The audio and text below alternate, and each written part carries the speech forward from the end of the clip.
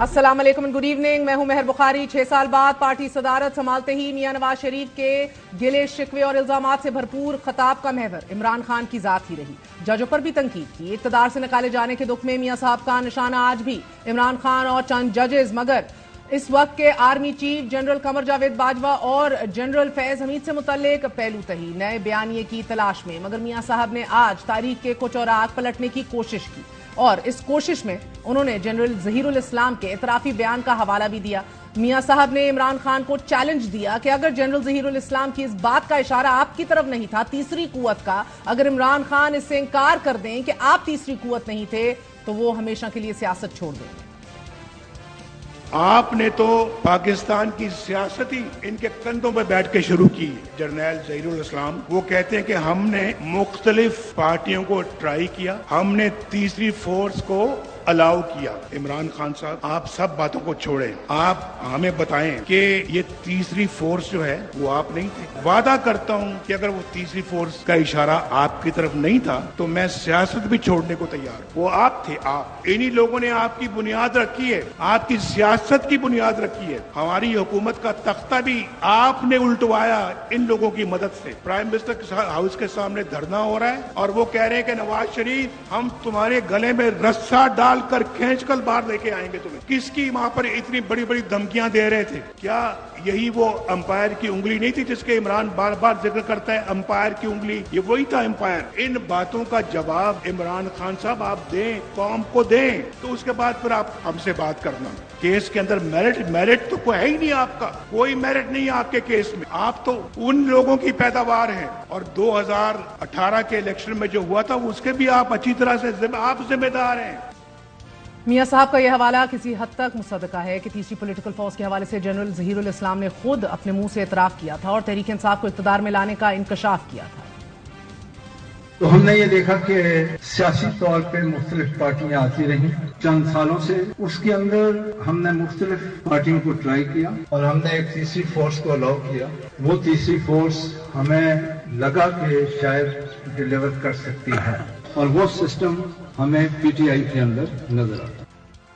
میاں صاحب کی اس بات پر کوئی اعتراض نہیں کہ پاکستان کی تاریخ سیاسی عجوبوں کا گھر رہی ہے۔ یہاں ذوالفقار علی بھٹو جیسی کرشماتی شخصیت سے لے کر میاں نواز شریف اور عمران خان تک جو بھی وزارت عظمیٰ کے منصب پر بیٹھا ہے، انفارچونیٹلی وہ بڑے گھر کی آشیرواد سے ہی بیٹھا ہے۔ کیا ہی اچھا ہوتا لیکن اگر میاں صاحب کو کاندھوں پر بیٹھے عمران خان تو نظر آ گئے، لیکن ماضی کے ان جروخوں میں بھی جھانک لیتے کہ جب میاں صاحب مرحوم کہ ان کے جو والد تھے جنرل جیلانی سے یہ درخواست کر رہے تھے کہ میرے بیٹے کو بھی سیاست میں لے لو۔ نواز شریف کے قریبی ساتھی میاں زاہد سرفراز تو یہ انکشاف بھی کر چکے ہیں آن ریکارڈ کہ ایک دفعہ جنرل جیلانی نے انار کا جوس منگوایا تو ایک لڑکے نواز کو آواز دی گئی کہ جاؤ اس بہرے سے کہو کہ انار کا جوس لے آئے۔ بعد ازاں یہ لڑکا نواز شریف بن گیا۔ جنرل جیلانی نے انہیں اپنی کابینہ میں شامل کیا اور اس کے بعد یہی میاں نواز شریف جنرل ضیاء الحق کی محبت کے ایسے اسیر ہوئے کہ ان کو اپنی عمر لگنے کی دعائیں دیتے رہے۔ شہید ضیاء الحق کو خراج عقیدت پیش کرنے کے لیے آئے۔ ضیاء الحق صاحب نے بھی کہا تھا کہ ہم روکھی سوکھی کھائیں گے، کسی کے آگے ہاتھ نہیں پھیلائیں گے، اور میں نے بھی کہا ہم گھاس کھا لیں گے لیکن کسی کے آگے ہاتھ نہیں پھیلائیں گے۔ شہید ضیاء الحق کا مقابلہ کریں گے، جنرل ضیاء الحق شہید سرخرو ہو کے رہے گا۔ ان کے 33 سالہ اقتدار کے دوران کوئی ایک بھی ایسا کام نہیں ہوا جس کا آرٹیکل 184(3) کے تحت نوٹس لیا جاتا۔ I have a great admiration for the late president. He'd done some very good work in the country. He's set very good precedents in the politics of this country which have had very healthy impact. I like to pursue those policies. تاریخ کے جن صفحات پر عمران خان کے establishment کے کاندھوں پر چڑھ کر اقتدار میں آنا لکھا ہے، انہی اوراق میں یہ بھی تحریر ہے کہ جنرل ضیاء الحق نے بے نظیر بھٹو اور اپنے ہی نامزد کردہ وزیر اعظم محمد خان جنیجو کے خلاف جو سازشیں بنی، میاں نواز شریف ان سازشوں کا بنیادی کردار رہے۔ تاریخ یہ بھی نہیں بھولے گی کہ جنرل جیلانی کی مہربانی کے بعد جنرل ضیاء الحق کے دست شفقت نے میاں صاحب کو وزیر اعلیٰ بنایا اور بعد ازاں وزارت عظمیٰ کے منصب پر بھی جا بٹھایا۔ میاں صاحب کبھی یہ چیلنج شاید خود بھی لے لیں تو ہم پورا سچ بولنے کے لیے اس ملک میں تیار ہو جائیں تو واقعی نظام کی درستگی کی طرف پہلا قدم ہوگا، اور محلاتی سازشوں کے ذریعے منتخب وزراء اعظموں کو گھر بھیجنے پر معافی مانگ لیں۔ لیکن شومۂ قسمت کہ میاں صاحب کو آج عمران خان کا لنڈن پلان یاد آ رہا ہے، لیکن جس لنڈن منصوبے کے تحت عمران خان کے خلاف تحریک عدم اعتماد لائی گئی، میاں صاحب وہ باب بھول جاتے ہیں۔ मौसूफ चले जाते हैं लंदन, और वहाँ पर जाके वो लंदन प्लान बनता है धरनों का। इन सब ने मिलके प्लान बनाया कि जी नवाज शरीफ की हुकूमत को हमने खत्म करना है। मेरे पास एक बंदा भेजा गया कि नवाज शरीफ साहब आप इस्तीफा दें और घर जाएं, वरना तैयार रहें, आपके साथ वो सलूक किया जाएगा जिसको आप याद रखेंगे। मैंने कहा जी आपने जो करना कर लें। नवाज शरीफ ने कभी इस्तीफा नहीं दिया। 3 बार के डसे हुए मियां नवाज शरीफ ने आज ये तस्लीम किया कि उन्होंने खुद अपने पांव पर कुल्हाड़ी मारी है, लेकिन मियां साहब ये नहीं बताते कि उनके हाथ में कुल्हाड़ी पकड़ाई किसने थी। टांगें खींचने का सिलसिला 1947 से जारी है, ये आज तक जारी रहा। हमने अपने पांव पे खुद कुल्हाड़ियां मारी हैं। मैं ईमानदारी से कहता हूँ, ईमानदारी के साथ, कि 1990 में जब मैंने हुकूमत संभाली मरकज में और वजीर आजम अल्लाह के फजल से बना, अगर खलल ना आता, बीच में टांगें खींचने वाले लोग ना आते, आज पाकिस्तान में गुर्बत नाम की कोई चीज ना होती। शायद मियां साहब दुरुस्त फरमाते हैं, 1990 में खलल ना डाला जाता और टांगे ना खींची जाती तो पाकिस्तान के हालात मुख्तलिफ होते। लेकिन मियां साहब क्या कीजिए कि आदम माजी अजाब है यार। अब 1990 के इलेक्शन के हवाले से असगर खान केस का फैसला भी रिकॉर्ड का हिस्सा है, तारीख का एक अहम तरीन बाब है। इस फैसले में अदालत करार दे चुकी है कि इंतखाबी अमल को आलूदा करना उस वक्त के army chief general Mirza Aslam bag और ISI के सरबराह असद दुरानी का इनफरादी फेल था। इस इलेक्शन में सियासतदानों में यूनुस हबीब के जरिए भारी रकूम तकसीम की गई। ये हकायक भी सामने आए कि ऐवान सदर में एक सियासी सेल कायम था कि जो पसंदीदा उम्मीदवारों और सियासी जमातों को मतलूबा नताइज हासिल करने के लिए रकूम दे रहा था और अवाम को उनकी पसंद के उम्मीदवार मुंतखब करने के हक में महरूम कर रहा था। और इस केस में असद दुरानी का अपना एफिडेविट मंजर आम पर आया और उसके मुताबिक रकूम की तकसीम में मियां नवाज शरीफ ने भी हाथ धोए और उनको भी 3.5 मिलियन रुपए दिए गए तब। लेकिन अलबत्ता ये बात दुरुस्त है, नवाज शरीफ के मुंह से ये शिकवे फिर भी किसी हद तक जायज ही हैं कि उन्हें 3 मरतबा इक़्तिदार से बेदखल किया गया। मगर आज वो वज़ीर आज़म पाकिस्तान भी इमरान खान को एस्टैब्लिशमेंट के कदमों में पड़ा रहने का ताना दे रहे हैं कि जिन्हें खुद इक़्तिदार की कुर्सी तक पहुंचने के लिए न जाने कौन कौन से पापड़ बेलने पड़े हैं।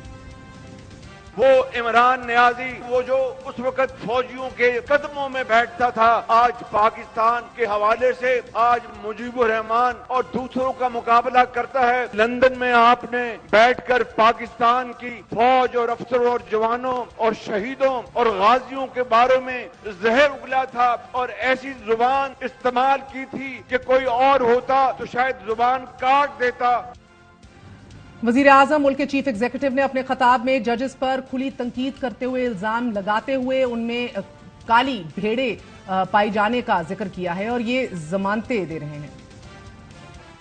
मैं ये कहता हूँ अदलिया से, अदालत उज़्मा से कि मेहरबानी करके आप पाकिस्तानी हैं, जज हैं, काजी हैं, मगर चंद काली भेड़े जो इमरान नियाजी के लिए तुले हुए हैं कि उसके तमाम 190 बिलियन पाउंड, वो करोड़ों रुपए की घड़ी वो इमरान नियाजी ने चोरी की, वो मुस्लिम लीग नून ने नहीं बेची। नवाज शरीफ के जमाने में तो कई साल जमानतें नहीं होती थी। आज दिन रात ये मशवरे होते हैं कि किस तरह इसको जमानत पर रहा करके इसके तमाम जुराइम खत्म कर दिए जाएं। अदलिया से मुतल्लिक ये लबो-लहजा chief executive of the country वजीर आजम के शान शान नहीं। इस लबो-लहजे पर भी तौहीन अदालत का गुमान होने लगता है। मौजूद इदारों के खिलाफ वजीर आजम की तरफ से इस तरह के इल्जामात बहरकैफ काबिल तशवीश है। वो पहले 5 जजेस को हदफ बनाते रहे और आज की तकरीर में भी उन्होंने साबिक चीफ जस्टिस साकिब निसार को कड़ी तनकीद का निशाना बनाया कि मुझे पार्टी सदारत से फारिग करने वाले देख लें। नवाज शरीफ आज भी आपके सामने ही खड़ा है। साकिब निसार ने मुझे जिंदगी भर के लिए मुस्लिम लीग की सदारत से हटा दिया था। साकिब निसार का फैसला रद्दी की टोकरी में डाल दिया गया। बुलाएं जिन्होंने फैसला किया था कि नवाज शरीफ को हमेशा के लिए फारिग किया जाता है। आज नवाज शरीफ अल्हम्दुलिल्लाह फिर खड़ा है आपके सामने। 21 फरवरी 2018 को उस वक्त के चीफ जस्टिस साकिब निसार ने मियां नवाज शरीफ को पार्टी सदारत से भी नाअहल करार दे दिया था। चीफ जस्टिस साकिब निसार ने अपने फैसले में कहा था आर्टिकल 62 और 63 पर पूरा ना उतरने वाला कोई नाअहल शख्स पार्टी का सदर नहीं बन सकता। जस्टिस साकिब निसार ने इस फैसले में मियां नवाज शरीफ की जानिब से माजी में किए गए फैसलों को भी कलअदम करार दे दिया था और नवाज शरीफ की जानिब से जारी किए गए सेनेट के टिकट भी मनसूख कर दिए थे। मगर आज 6 साल बाद मियां साहब दोबारा पार्टी सदारत संभाल चुके हैं। मियां साहब की तरफ से दोबारा पार्टी की बागडोर संभाले जाने पर सीनियर सियासतदान खुर्शीद शाह का कहना है कि नवाज शरीफ की तरफ से पार्टी सदारत लेना बुनियादी तौर पर अपने भाई शहबाज शरीफ पर अदम एतमाद है। میاں صاحب کیوں یہ پریزیڈنٹ شپ چھین رہے ہیں؟ ان کو بانی بن کے، بڑے بن کے، چیئرمین بن کے بیٹھنا چاہیے تھا. میں خیر خواہی میں ان کو کہتا ہوں کہ یہ فیصلہ ان کو نہیں کرنا چاہیے. شہباز شریف پہ اعتماد نہیں تھا تو بیٹے کو پریزیڈنٹ کر دیتے. میاں صاحب کیوں واپس آ کے اپنے بھائی سے سیکھ لی؟ کیا نیا بیانیاں دیں گے؟ کیا دیں گے کہ شہباز غلط تھا، شہباز کی وجہ سے، پریزیڈنٹ شپ کی وجہ سے میری پارٹی کمزور ہوئی ہے، الیکشن آ رہی ہے؟ یہ تو شہباز کے اوپر نو کانفیڈنٹ ہے. مگر پارٹی معاملات نون لیگ کا ذاتی معاملہ ہے، لیکن یہ خبریں بھی اب گردش میں ہیں کہ نون لیگ کا ایک خاص طبقہ میاں صاحب کو چوتھی بار وزیر اعظم بنانے کی تگ و دو میں ہے، اور اس حوالے سے پارٹی کے چند رہنما خاصے متحرک ہو چکے ہیں. لیکن میاں صاحب کی آج کی تقریر ایک روایتی خطاب تو تھا، مگر اس میں کوئی نیا بیانیہ، کوئی ویژن، کوئی اسٹیٹسمنٹ شپ، کوئی نئی تحریک نظر نہیں آئی. لگتا ہے میاں صاحب اگلا سال ڈیڑھ اسی طرح گزارنا چاہیں گے، کیونکہ وزارت عظمیٰ پر چھوٹا بھائی، وزارت اعلیٰ پر بیٹی بیٹھی ہیں. And it makes logical sense. لیکن ان دونوں حکومتوں کے ہوتے ہوئے میاں صاحب کچھ نیا کرنا بھی چاہیں تو شاید نہیں کر پائیں گے. سب سے پہلے بات کریں گے، ہمارے ساتھ سربراہ تحریک منہاج القرآن طاہر القادری صاحب موجود ہیں. طاہر القادری صاحب بہت بہت شکریہ ساتھ دینے کا. فرمائی دیجیے گا کہ لنڈن پلان کا ذکر ہوا، ایک متعین الزام آپ پہ لگایا گیا، آپ کی نشستیں جنرل ظہیر الاسلام سے اور پولیٹیکل لیڈر سے، اس حوالے سے آپ کیا کہیں گے؟ نواز شریف صاحب نے چند دن پہلے یہ الزام لگایا جس کو میں نے بڑے واضح الفاظ میں مسترد کیا، اور کل یا آج شاید دوبارہ وہی بات دہرائی ہے. مجھے لگتا ہے یا تو انہیں وہم کی مرض ہو گئی ہے کوئی، یا کوئی آدمی مسلسل ان کے کانوں میں جھوٹ بھرتا ہے، یا انہیں کوئی دکھ ہے اس پر صبر نہیں کر پا رہے. میں اس الزام کو دوبارہ مسترد کرتا ہوں اور کیٹیگوریکلی کہہ رہا ہوں کہ جنرل ظہیر الاسلام سے یا پاکستان کی آرمی یا آئی ایس آئی کے کسی بھی جنرل وغیرہ سے میری لندن میں یا کینیڈا میں یا دنیا کے کسی بھی باہر کے ملک میں کوئی ملاقات نہیں ہوئی، نہ 2014 میں، نہ اس سے پہلے، نہ اس کے بعد آج تک. اب لندن پلان کیا ہے، کون کون میرے، باقیوں کی بات میں نہیں کر سکتا. وہ کوئی جنرل صاحب کسی اور سے ملے یا نہیں ملے، میں کسی اور کا ذمہ دار نہیں ہوں. اپنی ذات کی حد تک میں نے کیٹیگوریکلی مسترد کیا ہے اور دوبارہ کر رہا ہوں. اور نواز شریف صاحب سے کہنا چاہتا ہوں کہ اپنی کریکشن کریں. کوئی شخص ان سے جھوٹ بولتا ہے یا ان کے منہ سے جھوٹ اگلواتا ہے یا کسی نے انہیں وہم میں مبتلا کر دیا ہے، میری کوئی ملاقات جنرل ظہیر الاسلام سے یا کسی بھی اور جنرل سے لندن یا لندن کے علاوہ کسی ملک میں نہیں ہوئی. پاکستان میں بھی نہیں ہوئی؟ پاکستان میں بھی نہیں ہوئی قطعی طور پر، سوائے اس رات جو دھرنے کے دوران آپ سب لوگوں کے سامنے ہوئی تھی جنرل رحیل شریف سے. جب ہم دھرنے پر موجود تھے، جب ماڈل ٹاؤن کے قتل کی ایف آئی آر درج کروانی تھی اور نہیں ہو رہی تھی، اور آپ کے ٹی وی چینلز کے اوپر یہ سارا کچھ آ رہا تھا، تو جنرل رحیل شریف نے ایک ملاقات رکھی تھی، عمران خان صاحب کی بھی اور میری بھی. تو جب میری ملاقات ہوئی جنرل رحیل شریف سے اسلام آباد میں، تو ان کے ساتھ ایک شخص کھڑے تھے اور میں انہیں نہیں پہچانتا تھا. انہوں نے ہاتھ بڑھایا، مجھ سے مصافحہ کیا جنرل رحیل شریف کے سامنے اور اپنا نام لیا کہ میں ظہیر الاسلام ہوں. میں نے زندگی میں پہلی مرتبہ ان کا چہرہ دیکھا اور پہلی مرتبہ ملاقات کی. سر وہ جو پوری دنیا میں ٹی وی چینل کے سامنے ہو رہی تھی 2014 کے دھرنوں کے دوران، جس میں ماڈل ٹاؤن کے قتل و غارت گری کی ایف آئی آر درج کرنے کا مسئلہ ڈسکس کرنے میں گیا تھا. علاوہ اس کے ان سے میری اس سے قبل زندگی میں کبھی ملاقات نہیں ہوئی. میں نے ان کی شکل بھی نہیں دیکھی تھی، میں پہچانتا بھی نہیں تھا. تو میں نے ریکارڈ کو درست کرنے کے لیے بات دوبارہ دہرا دی ہے تاکہ ان کی اصلاح ہو جائے. وہ بار بار اس کو دہرا رہے ہیں تاکہ انہیں پتہ چلے کہ یہ جھوٹ ہے. میری ملاقات طاہر القادری صاحب، لندن میں کسی اور اسٹیبلشمنٹ کی شخصیت یا آرمی مین سے ملاقات ہوئی؟ آرمی کے بعد اسٹیبلشمنٹ کی کسی بھی شخصیت سے لندن میں کبھی بھی میری ملاقات نہیں ہوئی. یہ آپ کے دوسرے سوال کا جواب بھی کیٹیگوریکل دے رہا ہوں. دیکھیے، میں نے زندگی میں کبھی جھوٹ نہیں بولا، میں جھوٹ میں بلیو نہیں کرتا. اگر میری ملاقات ہوئی ہو، مجھے کوئی تعمل نہیں ہے کہنے میں کہ ہاں ہوئی. پاکستان کے اسٹیبلشمنٹ کا کوئی جنرل یا کوئی نچلا افسر بریگیڈیئر یا مجھ سے کبھی کوئی نہیں ملا، نہ میں کسی سے ملا ہوں. हाँ, पॉलिटिकल लीडर्स आते रहते हैं। लंदन में कौन से सियासी लीडर से आपकी बात हुई थी फिर? परवेज इलाही में वो होते रहते हैं, पर वो उस वक्त भी हुई। वो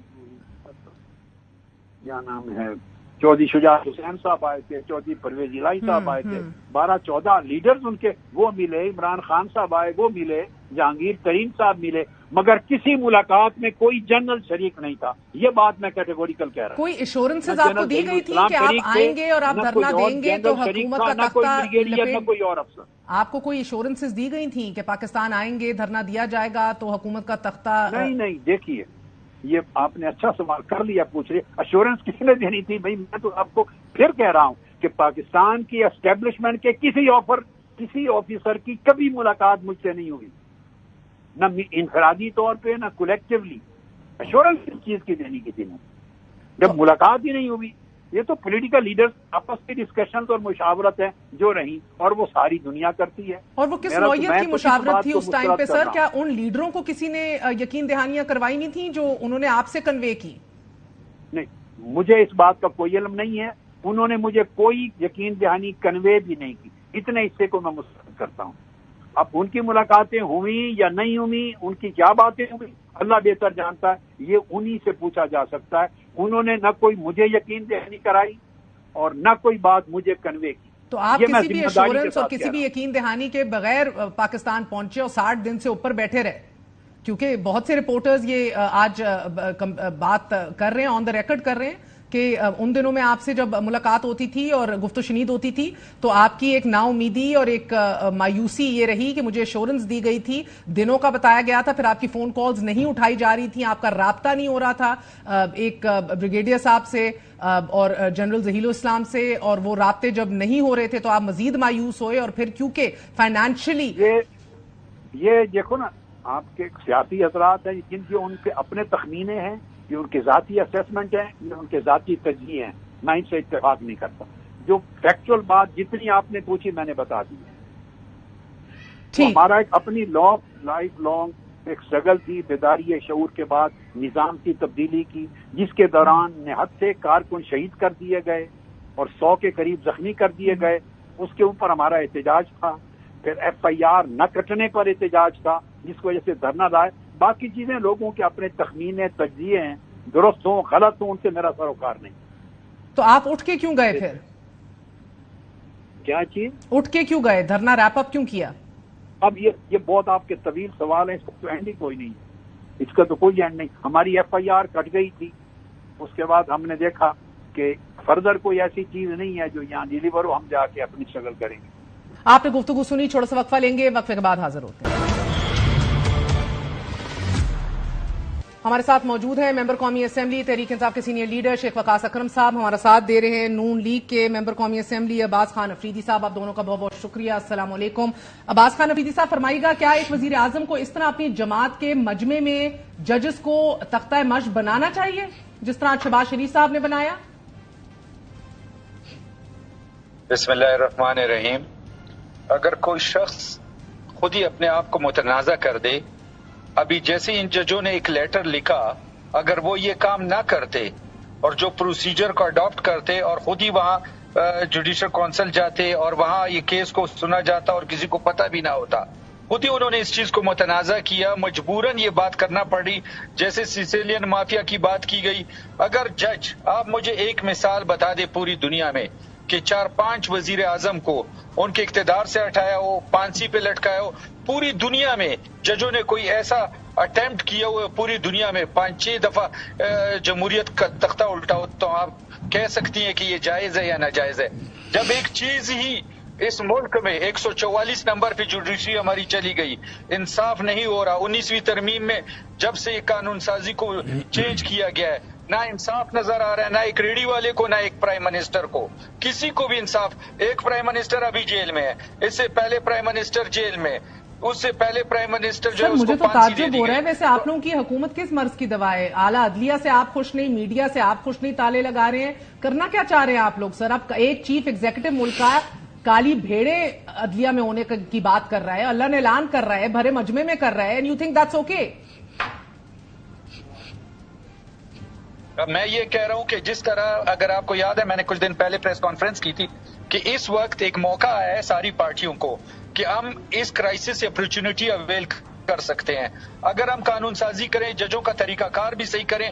میرے بھائی بیٹھے ہوئے ہیں آپ کے ساتھ پی ٹی آئی والے، یہ قانون سازی کرتے ہیں، ہم ایم این اے سینیٹرز ایک اسمبلی میں، پھر اس کے بعد جج اس کی تشریح کرتے ہیں. تو اگر ایم این اے سینیٹرز جو ہے ڈول نیشنل نہیں ہو سکتے یا سٹیزن شپ نہیں لے سکتے، سر قانون سازی کریں نا، الزام تراشی نہ کریں. مجھے اجازت دی شیخ وقاص اکرم صاحب، یہ کیا ہو رہا ہے؟ It is chief executive of a country is talking about black shapes in the judiciary. Is this okay? میں سمجھتا ہوں کہ یہ بڑی زیادتی ہے. Prime minister should not have done that. ایک ملک میں یہ حالت ہو گئی ہے کہ ججز کو اپنے تحفظ کے لیے اپنے چیف جسٹس کو خط لکھنا پڑ رہا ہے، اور وہ اس کو امبیرسمنٹ سے بچانا چاہ رہے ہیں کہ بھئی ہمارے ساتھ یہ کچھ ہو رہا ہے اور ہمیں انصاف ڈیلیور کرنے میں پریشانی محسوس ہو رہی ہے. اور یہ شرم کا مقام ہے وقت کی حکومت کے لیے بھی، شرم کا مقام ہے ہر اس آدمی کے لیے جو ان ججوں کو ہیلپ کر سکتا ہے اور نہیں کر رہا ہے. میں یہ سمجھتا ہوں کہ ان ججز کو ہیلپ کرنے کی بجائے، ان کو پروٹیکشن دینے کی بجائے، یہ انشور کرنے کی بجائے کہ وہ عوام کو انصاف دے سکیں، انہی کو ٹارگٹ بنا لینا یہ زیادتی ہے. مگر یہ زیادتی ایکسپیکٹ کی جا سکتی ہے نون لیگ سے. آپ دیکھیں نا، ان کو ثاقب نثار بھیجیں سپریم جوڈیشل کاؤنسل اگر ان بلیک شیپ کو جانتے ہیں تو. آپ ثاقب نثار صاحب کا ذکر کرتے رہے ہیں، یہ بار بار کرتے ہیں، پھر ان ججز کا ذکر کرنا شروع کر دیا، پھر ایک چیف جسٹس کے باہر جو ہے وہ جلوس لے کے چلے گئے اور دروازے پہ گندی گالیاں نکالی. پھر ایک وزیر صاحب جو ہیں وہ on the floor of the house کہتے ہیں کہ ہم ججوں کو ان کی اوقات سے بھئی اتنا کچھ کر لیا، کچھ کرو بھی صحیح نا. اب تو آپ کے پاس حکومت ہے، آپ کچھ کرنا چاہتے ہیں تو آپ کر لیں، نہ کہ آپ وہ انہیں تو ہم کہتے ہیں کہ آپ نے سیدھا راستہ نہیں استعمال کیا اور آپ جو ہے وہ سپریم جوڈیشل کاؤنسل میں جانے کی بجائے آپ خط کیوں لکھتے ہیں؟ حالانکہ یہ ہمیں نہیں انہوں نے یہ مناسب سمجھا، وہ انٹرپریٹ کر سکتے، انہوں نے لکھ دیا. اب کیا ایک جج اپنی پروٹیکشن کے لیے اپنے چیف کو خط بھی نہیں لکھ سکتا؟ اس پہ بھی آپ کہیں گے کہ تم بلیک شیپ ہو. میں یہ سمجھتا ہوں کہ انہیں جو ہیلپ جہاں سے چاہیے وہ ملنی چاہیے اور انہیں اس روش سے جو ہے کنارہ کرنا چاہیے، انہیں یہ روش چھوڑ دینی چاہیے. دیکھیں نا، اب یہ کہ اب اگر یہ کچھ کرنا چاہتے تھے تو ان کے پاس حکومت تھی نا. یہ پیچھے پی ڈی ایم کی حکومت بھی تھی، پھر کیئر ٹیکر بھی ان کی اپنی تھی، پھر ابھی بھی ان کی اپنی حکومت آ گئی ہے. ایک طرف یہ کہہ رہے ہیں کہ ججز نے بالکل غلط کیا، کہہ رہے ہوں گے میرے بھائی حق بجانب ہوں گے، شاید ان کے ساتھ کوئی زیادتی ہو رہی ہو، یہ کہہ رہے ہوں. دوسری طرف یہ چیم گوئیاں بھی ہیں کہ جی چیف جسٹس کو شاید ہم وہ کیا اسے کہتے ہیں ایکسٹینشن بھی دے دیں گے. ایک طرف سارے انصاف کے پروسیس کو، سارے ججز کو گندا کر کے بیٹھے ہیں، دوسری طرف انہی کے ہیڈ کو کہتے ہیں کہ اسی تو جناب ایکسٹینشن دے چڑھا گے. سو کنفیوز ہے، کوئی سمجھ نہیں آ رہی. But it's not a good practice. میں یہ سمجھتا ہوں کہ اگر آپ بھی سمجھتے ہیں کہ ایسا کوئی غلط کام ہو رہا تھا تو آپ سپریم جوڈیشل کاؤنسل میں چلے جاتے. آپ اگر سمجھتے ہیں کہ ججز میں کوئی بلیک شیپ ہے تو پھر تو بہت ظلم ہے یہاں پہ. پھر تو آپ کو چاہیے، یہ آپ کی ذمہ داری ہے بحیثیت حکومت وقت کہ آپ سپریم جوڈیشل کاؤنسل میں بھیجیں ریفرنس. جون سی بھی شیپ ہے اس کے خلاف بھیجیں، وہ اپنے آپ ڈیفینڈ کریں گے. اچھا، اب آپ تیسری فورس اگر آپ نہیں تھے، بڑا بہترین چیلنج دیا ہے میاں صاحب نے آپ لوگوں کو. اگر وہ کہتے ہیں یہ کہہ بھی دو کہ میں تیسری فورس نہیں تھا، میں سیاست چھوڑ دوں گا، do you take up the challenge? دیکھیں، ہمیں تو میاں صاحب کو کسی چیلنج کا جواب نہیں دینا ہے، اس لیے کہ ہم سیاستدان ہیں اور ہم نے میاں صاحب کو الیکشن ہرایا ہے. انہیں بامر مجبوری الیکشن ہم سے چوری کرنا پڑا، ان کو فارم 47 کے اوپر اپنی حکومت انسٹال کرنی پڑی ہے. تو چیلنج سیاستدان کو چیلنج کرتا ہے میدان میں. ہم کہتے ہیں کہ ہمارا مینڈیٹ واپس کریں یا آج الیکشن اناؤنس کریں اور مداخلت کے بغیر 1 گھنٹے کے لیے عمران خان کو صرف جیل سے باہر نکال دیں. ایک جلسہ وہ ملک میں کر کے چلا جائے. آپ سارے لیڈر پورے 6 مہینے کمپین کرتے رہیں، ہم آپ کو بتائیں گے کہ پھر عوامی چیلنج کیا ہوتا ہے اور اس کا نتیجہ کیا ہوتا ہے. نہیں، مگر آپ یہ بات تسلیم کرتے ہیں کہ you were the chosen one. Zaheer الاسلام صاحب نے جو میں نے چلایا بھی ہے ان کا، یو ور دا چوزن. یہ ساری سٹوریاں پرانی ہیں، چھوڑیں. مگر ہے اس میں کوئی، میں تو صداقت نہیں سمجھتا ہوں. میں یہ سمجھتا ہوں کہ اگر عمران خان صاحب یہ کہنا کہ وہ چوزن ون ہے، نہ کہ یہ کہنا کہ اس کے علاوہ کوئی اور فورس ہی نہیں تھی جو کہ ان لوگوں کا مقابلہ کر سکتی، تو آپ کان کو ادھر سے پکڑیں یا آپ کسی اور زاویے سے دیکھیں، اور بات ہے. عمران خان واحد فورس تھی جو 96 سے آنورڈز ڈیولپ ہوئی اس ملک کے اشرافیہ کے خلاف یا مڈل کلاس سے، جس کے علاوہ کوئی راستہ نہیں تھا. اب یہ کہنا ہم نے چوز کیا، وہ کہتے رہے، پھر ہم کیا کہہ سکتے ہیں؟ جی بتائیے گا سر کہ یہ میاں صاحب کیا عباس صاحب 2017 سے آگے کیوں نہیں بڑھ پا رہے؟ ساری تاریخ بار بار حفظ کراتے ہیں، 92 سے لے کے 2017 تک تو پہنچ جاتے ہیں، مگر 17 سے 2024 کے درمیان مسلم لیگ نون نے کیا کیا کیا اور کیا کیا ہوا، وہ بھی اسی ملک کی تاریخ ہے، اس کے اوپر روشنی کیوں نہیں ڈالتے کبھی؟ آپ نے بہت اچھی بات کی. اگر آپ بھی ذرا 17 سے روشنی ڈالیں، جس حال میں ملک تھا اور جس حال میں آپ کے گھر کا بجٹ تھا اور جو آپ کی سیلری تھی اور جس حال پہ آپ زندگی گزار رہی تھی، اس وقت اور آج کے وقت میں فرق ہے کہ نہیں ہے؟ سر 12% مہنگائی تھی جب آپ نے ووٹ آف نو کانفیڈنس دیا تھا، آج 29-30% ہے. نہیں کوئی ڈوٹ. اس وقت اور آج کے پاکستان میں کس چیز میں فرق نہیں. میرے خیال میں ہر دوائی سے لے کے پینے کے پانی سے لے کے بجلی سے لے کے سارا ملک تباہ و برباد ہو گیا. کس وجہ سے؟ کہ خالی نواز شریف کی شکل اچھی نہیں لگ رہی تھی. اور دوسری وہ ویڈیو موجود ہے، ہم جو بات کر رہے ہیں وہ ثبوت کے ساتھ کر رہے ہیں. اگر ایک سٹنگ چیف جسٹس خود ویڈیو پہ کہتا ہے کہ ہم نے اس کو ہٹانا ہے، ہم نے اس کو نہیں چھوڑنا، ہماری یہ محنت 2 سال کی ضائع ہو جائے، آیا ایسے ملک میں چاہیے کہ ساری قوم اٹھے؟ اور اب بھی ثاقب نثار کا بھی احتساب ہونا چاہیے، کوسو صاحب کا بھی احتساب ہونا چاہیے. یہ کون سی پاکستان کی یہ کوئی الگ مخلوق ہے کہ مطلب ایک پرائم منسٹر کا ہو سکتا ہے، ایک منسٹر کو اس کو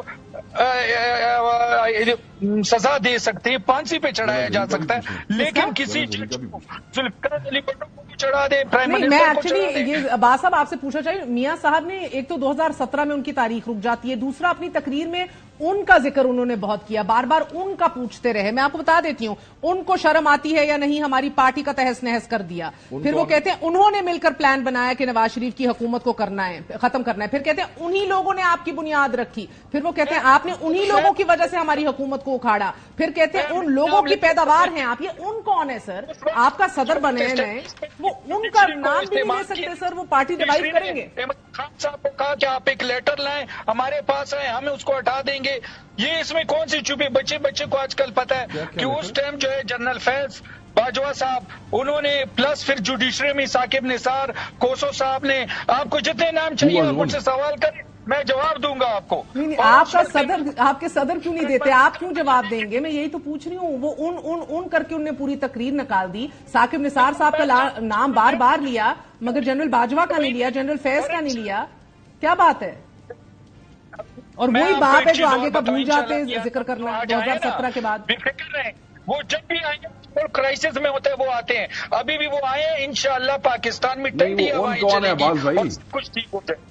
عباس بھائی ان کون ہے؟ ان وہ میں نے تو ان کو کہہ دیا نا کہ چیف جسٹس صاحب، ثاقب نثار، کوسو، جنرل فیض. نہیں ان کے نام نہیں ہیں. عمران خان جنرل باجوہ اور فیض کا نہیں لیا، باقی سب کے لیے. اچھا سر مجھے جو ہے عمران خان کے بارے میں کہہ دیں کہ جب وہ تھے کنٹینر پہ کھڑے ہوتے تھے اور کہتے تھے ابھی امپائر انگلی اٹھائے گا، ابھی جب صدیقی صاحب کہتے تھے کہ میرے پاس آئے کہ نواز شریف اور مریم کو آپ نے بحال نہیں کرنا، یہ بتائیں نا کہ وہ کون ان کو آپ ہم سے بہت دلیر ہیں نا، آپ کا لیڈر ہمارے لیڈر سے بہت بڑا ہے، آپ تو بہت دلیر ہیں، آپ نام لے دیں. میں نے لے رہا ہوں نا، میں اس سے بڑھ کے کیا نام لوں؟ جنرل فیض، general Bajwa, chief justice Khoso صاحب، ثاقب نثار صاحب، عمران خان، انہوں نے اس ملک کو دلدل میں پھنسایا، اس ملک کو تباہ کیا. آپ کی حکومت آئی بھی، آپ اس کے بارے میں کیا کریں گے عباس صاحب؟ عباس بھائی کیا رہے ہیں، پھر کیا ایکشن لینے والے ہیں؟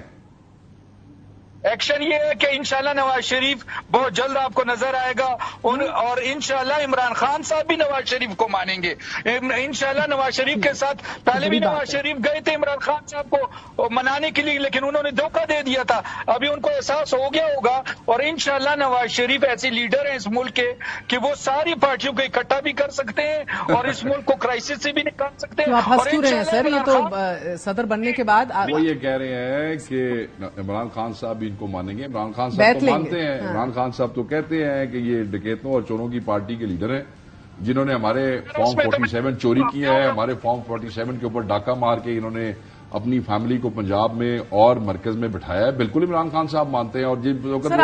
اور اور صرف عمران صاحب کے بیانیے کو قوم بھی مانتی تھی، ووٹر بھی مانتا تھا، اسی لیے انہوں نے ان کو ایسے ہرایا ہے کہ ہمارے لوگ بغیر حلقے میں گئے ہوئے ایم این اے اور ایم پی اے بن گئے، لگ پتہ گیا ان ساروں کو. اب میرے لیے یہ جو بات مذکرہ خیز ہے وہ یہ ہے کہ آپ پارٹی کی لیڈرشپ سنبھالتے ہیں. آبویسلی خورشید شاہ صاحب ایک بزرگ سیاستدان ہیں، انہوں نے کہا کہ جو کانفیڈنس ہے ان کو نہیں ہے اپنے بھائی پہ. میں بالکل سمجھتا ہوں کہ شاید یہی بات ہے آپ آ رہے ہیں تو آپ کو عمران خان کا اتنا فوبیا ہے, اتنا خوف ہے کہ آپ اپنی پارٹی کی قیادت سنبھال رہے ہیں سالوں کے بعد. آپ پارٹی سے یہ نہیں پوچھتے کہ جناب تم اقتدار میں کیسے آئے, اس وقت عوام کا حال کیا ہے. انہیں پوچھنا پڑے گا, آپ پتہ نہیں دیکھیں ہے. پرفارمنس پتہ نہیں ہے, نہ پرفارمنس بتائی ہے, نہ ٹارگیٹس بتائے ہیں, نہ یہ بتایا ہے کہ یہ ملک جو اس وقت پنجاب میں کسان مر رہا ہے, 2200 روپے کے اوپر گندم جاری ہے, اس کے ساتھ کیا کریں گے نہیں بتایا. مجھے بات بتائیں, بجلی کے بلوں کے ساتھ کیا کریں گے نہیں بتایا. مہنگائی کے ساتھ کیا کریں گے نہیں بتایا. آپ جماعت کو سمجھتے ہیں, اس کی حیت کو, اس کے مزاج کو سمجھتے ہیں. میاں صاحب 7 سال بعد تقریباً پھر سے بن رہے ہیں صدر. اپنی جماعت کی سیاست پہ کیا اثر ہوتے دیکھ رہے ہیں, یا آپ سیاست میں اب فعال ہو کے ان کو کیا کردار ادا کرتے دیکھ رہے ہیں؟ میں یہ سمجھتا ہوں کہ انہوں نے گھر رولا پہ گیا جی. رولا ایسے پہ گیا جی کہ ایک طرف چیف منسٹر پنجاب ہے اور دوسری طرف پرائم منسٹر ہے. انہوں نے چلنا ہے حساب کتاب سے. اگر وہ حساب کتاب سے نہ چلے تو دونوں کی کرسیاں خطرے کے اندر ہیں. پرفارمنس ہے کوئی نہیں. جب پرفارمنس نہ ہو تو بیساکھیوں کی ضرورت ہوتی ہے, اور اگر وہ بیساکھیاں نہ ہو تو دھڑام کر کے, اور اوپر سے مینڈیٹ بھی چوری کا ہو. دوسری طرف میاں صاحب کیا کریں گے, وہ انقلابی پلے کرنے کی کوشش کریں گے. ان کو جج یاد آ رہے ہیں, ان کو جرنیل یاد آ رہے ہیں, ان کو جیل میں پڑا ہوا عمران خان یاد آ رہا ہے, ان کو پچھلے معاملات یاد آ رہے ہیں. پچھلی تقریر میں عوام کے ساتھ گلے کر دیے, دتا تسی عوام نو کچھ نہیں گلا, پھر عوام نال کر چھڑیا.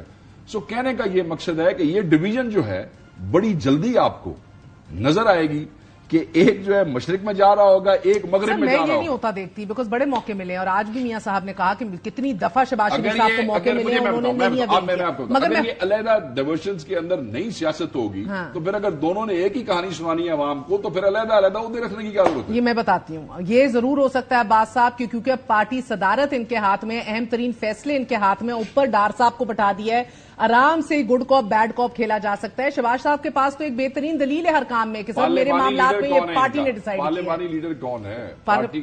پارلیمانی لیڈر نے سارے فیصلے کرنے اہم. یہ تو پارلیمانی لیڈر نہیں ہے, یہ تو میں نے بھی نہیں ہے. پارٹی پارلیمانی نہیں سر, یہ تو نہ کہنا, بیٹھے ہوئے تو ہیں اسمبلی میں. عباس صاحب, میاں صاحب اسمبلی میں بیٹھے ہیں, ادھر یہ ماننے کوئی تیار نہیں ہے. شیخ وقاص صاحب کہہ رہے ہیں لاہور سے بھی ہارے ہیں, اور شیخ وقاص بھائی اکٹھے منسٹر رہے ہیں, کیونکہ ہم اکٹھے رہے ہیں, ہم اکٹھے منسٹر رہے ہیں. مجھے پتا ہے کہ یہ نظام, ہم جب ابھی نواز شریف کے ساتھ ہے نا, اگر ہم کہیں, کسی نے کہا کہ یہ پریس کانفرنس ان لوگوں سے کرائی جا رہی ہے کہ جو الیکشن جتایا گیا, تو میں 2 دفعہ الیکشن آ رہا ہوں, جیسے فضل الرحمان صاحب کہہ رہے ہیں نا کہ پی کے میں دھاندلی ہوئی ہے اور ایک پری پلانڈ دھاندلی ہوئی ہے, تو اس لیے ہم کہہ رہے ہیں کہ یہ الیکشن میں ہمارے ساتھ دھاندلی ہوئی ہے.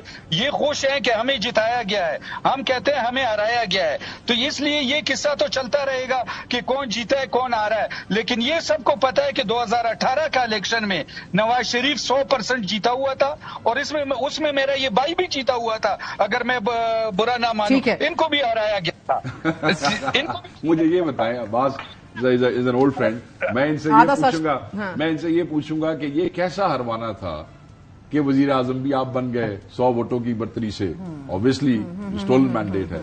وزیر اعلیٰ بھی آپ بن گئے آلموسٹ 100 ووٹوں کی برتری سے. سواد نہ آ گیا ہرن دا الیکشن یا ہروانے کا؟ نہیں سر, کبھی کبھار آپ وقتی طور پر جیت کے بھی سیاست دفن کر دیتے ہیں, اور کبھی کبھار آپ وقتی طور پر ہار کے سیاست عمل کر دیتے ہیں. یہ کی تھی انہوں نے ماضی میں 2002 کے اندر, لیکن آج میں یہ بار بار پوچھ رہا ہوں. دیکھیں, ہم یہ عمران خان کو برا بھلا کہہ کہ اب یہ کہانی یہ چورن نہیں بیچ سکتے ہیں, ان کو میسج کو جواب دینا پڑے گا. انہوں نے کھو کے چوری کر کے حکومت لی ہے. پبلک اکاؤنٹس کمیٹی کے ہیڈ نہیں بننے والے تو گورنمنٹ جو اسپیکر فیصلہ کریں گے. نہیں, میرا تو اب انٹرنل ووٹنگ کی بات ہو رہی ہے, نمبر تو آپ کے ہیں ہمیشہ سے ہوتی ہے. نہیں, ہمیشہ سے ہوتی ہے. یہ لوگوں کو ایک ڈس انفارمیشن پیپلز پارٹی کی بات ہو رہی ہے. جتنی بھی کمیٹیاں پارلیمنٹ کے اندر ہیں, جتنی بھی پی ایس سی سمیت, ان سب کا طریقہ کار یہ ہے کہ چیئرمین بائی ووٹ ہوتا ہے, الیکشن ڈیٹ اناؤنس ہوتی ہے. مگر ایک انڈرسٹینڈنگ ہوتی ہے نا کہ حزب اختلاف کوئی جائے گا, مگر اس دفعہ یہ انڈرسٹینڈنگ شاید نہیں ہے. کوئی اس پہ معلومات ہے آپ کی؟ مجھے ایسی کوئی معلومات. دوسرا اور اہم بات سر, بیرسٹر گوہر خان جو ہیں وہ ٹویٹ واپس لے رہے ہیں. 1971 سقوط ڈھاکہ کے اوپر آپ لوگوں نے جو ایک ویڈیو اپلوڈ کر کے ایک ون سائیڈڈ پورا نیریٹو دکھایا ہے. بڑا کمپلیکیٹڈ سچویشن تھی, بہت سے فریق و کردار تھے اس کے اندر, انکلوڈنگ مفتی بانی, رول آف انڈیا. ہم اس میں جاتے ہی نہیں. بڑا بریفلی خان صاحب کا جو ڈائریکشن تھی وہ یہ تھی کہ آپ محمود الرحمان کمیشن پڑھیں. ایک 70s کے واقعات کا ایک ہسٹوریکل پرسپیکٹو ہونا چاہیے. تاکہ آپ کو پتہ لگ سکے کہ اگر ایسی situation who you were in government and آپ لوگوں نے پبلک نہیں کیا سو اسے چھوڑ دیں. وہ کیا کہتے ہیں بریف مینشن تھا نہ عمران خان صاحب کو پتا تھا اس ویڈیو کا جو اپلوڈ ہوئی ہے. دیکھیں عمران خان صاحب جیل میں ہے.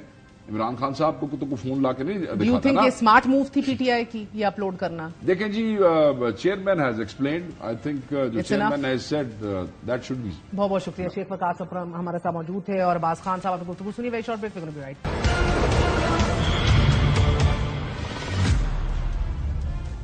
گرمی کی شدت میں اضافے کے ساتھ ہی بجلی لوڈ شیڈنگ میں اضافہ دیکھا جا رہا ہے. حالانکہ گزشتہ سال کے مقابلے میں بجلی کی طلب میں 5000 میگا واٹ کی کمی ہوئی ہے. اس وقت بجلی کی طلب 23000 میگا واٹ ہے جبکہ کل پیداوار صرف 18000 میگا واٹ ہے. اس وقت ملک میں کل انسٹالڈ کیپیسٹی 46000 میگا واٹ کے قریب ہے. اس کے باوجود شارٹ فال 5319 میگا واٹ ہو گیا ہے، جس کے بعد لوڈ شیڈنگ کا دورانیہ 18 گھنٹے ہو گیا ہے. سادہ الفاظ میں پاکستان کے پاس بجلی پیدا کرنے کی صلاحیت موجود ہے مگر بجلی کی طلب کم ہو گئی ہے اور عام پاکستانی کیپیسٹی چارجز کی مد میں پیسے پاور پلانٹس کو دے رہا ہے. مگر اب لوڈ شیڈنگ کو لے کر عوام کی برداشت جواب دے رہی ہے. آج پشاور میں بجلی لوڈ شیڈنگ کے خلاف احتجاج کرتے ہوئے مظاہرین نے موٹر وے بند کر دی. یہاں پر 12 گھنٹے لوڈ شیڈنگ ہوتی ہے. جب 1 گھنٹہ آتا ہے تو اس میں بھی 10 منٹ 15 منٹ کا وقفہ پھر بھی ہوتا ہے. تو اس کے حساب سے ہمارا لوڈ شیڈنگ 20 گھنٹے تک پہنچ چکا ہے. 1 گھنٹے کے لیے آتی ہے اور 1 گھنٹے میں 3 بار وہ ٹرپنگ کرتا ہے. 3-4 گھنٹے بجلی نہیں ہوتے. 1 گھنٹے کے لیے پانی بھی کوئی بھر نہیں سکتا. صرف 2 گھنٹے ہمیں بجلی دی جا رہی ہے. 24 گھنٹے میں ہمارے گھروں میں بچے رو رہے ہیں. اپنی اسکول کی پڑھائی کرنے میں بھی اتنی تکلیف ہوتی ہے. ہماری گھنٹوں گھنٹوں لائٹ نہیں ہوتی. 2 لاکھ ہمارا بل آ رہا ہے. 2 لاکھ بجلی صرف 24 گھنٹے میں 1-2 گھنٹے آتی ہے. دوسری طرف وزیر اعظم شہباز شریف نے لوڈ شیڈنگ کا نوٹس لیتے ہوئے اہم اجلاس طلب کر لیا ہے. پاکستان کو مختلف چیلنجز کا سامنا ہے. پہلا، مہنگے ایندھن سے بجلی پیداوار جس کی قیمت عوام ٹیرف ایڈجسٹمنٹ کی مد میں ادا کر رہی ہے. دوسرا، پاور پلانٹس کی کیپیسٹی پیمنٹ کی ادائیگی، وہ بجلی کہ جو پلانٹس پیدا نہیں کر رہے لیکن عوام اس کی ادائیگی کر رہے ہیں. تیسرا، بجلی چوری اور لائن لاسز، یہ بھی عوام کے کھاتے میں ہی آتے ہیں. اور چوتھا، IMF ڈیمانڈز کے تحت سرکولر ڈیٹ کا خاتمہ اور بجلی کی قیمت میں اضافہ. مطلب نقصان میں صرف عوام ہے. مگر اب حکومت نے عوام کو ریلیف دینے کی بجائے فرٹیلائزر پلانٹس کو سبسڈی دینے کا فیصلہ کیا ہے. شہباز رانا اور ارشاد انصاری کی خبر کے مطابق حکومت نے وزیر پیٹرولیم کے اختلاف کے باوجود پنجاب کے 2 فرٹیلائزر پلانٹس کو امپورٹڈ گیس پر فراہم کی گئی 24 ارب روپے کی سبسڈی صنعتی اور بجلی کے صارفین سے وصول کرنے کا فیصلہ کر لیا ہے. اب ایک جانب لوڈ شیڈنگ کا جن بے قابو ہے، عوام بجلی بلوں پر سراپا احتجاج ہے، تو دوسری جانب حکومت فرٹیلائزر پلانٹس کو دی جانے والی سبسڈی صنعتوں اور بجلی صارفین سے وصول کرنے جا رہی ہے. اس سے حکومت کی ترجیحات، پرائرٹیز کا اندازہ لگانا زیادہ مشکل نہیں ہے. آج کے لیے اجازت دیجیے. Good night. اللہ حافظ.